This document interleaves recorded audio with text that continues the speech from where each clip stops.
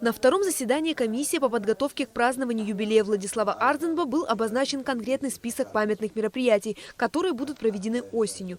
Так, по причине развития ситуации с коронавирусом будет перенесено запланированное на 14 мая торжественное заседание, посвященное 75-летию первого президента Абхазии. Но в день рождения Владислава Григорьевича все же решено провести памятную акцию у мемориала в Ишере с привлечением минимального количества людей. Единогласно мы все пришли к тому, что необходимо торжественные мероприятия, связанные с юбилеем Владислава, перенести на осень. Поэтому мы решили, представители власти, первые лица государства, они возложат цветы в мемориала Владислава Григорьевича, и этим ограничимся в этот день. На фоне отмены массовых мероприятий еще большее значение приобретает необходимость своевременного и полного освещения юбилейной даты в СМИ. К 14 мая Абхазской государственной телерадиокомпании поручено организовать специальную сетку вещания, посвященную дню рождения Владислава Ардзинба. В ее состав включены ряд передач о первом президенте. Были учтены многие высказывания самих телевизионщиков, руководителей телекомпаний и так далее.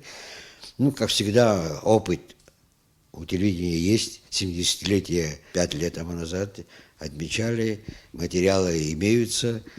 Теперь, обновить, освежить все эти материалы и в этот день организовать специальную передачу, посвященную юбилейной дате. К 14 мая 2020 года планировалось открытие памятника первому президенту Абхазии. Однако данное событие не состоится по ряду объективных причин, в том числе и в связи с распространением коронавируса. Члены юбилейной комиссии приняли решение продлить сроки объявленного ранее монументального конкурса на лучший проект памятника. Одна из самых главных рекомендаций была продлить сроки объявленного ранее конкурса на проведение лучшего эскизного проекта памятника первого президента.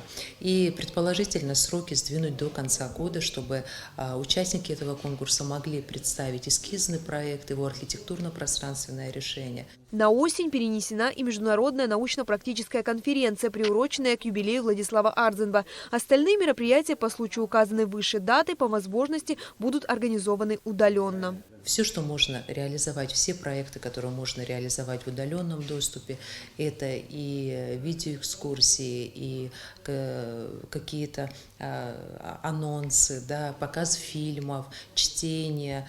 Все, что можно в информационном таком пространстве реализовать, конечно, оно будет реализовано.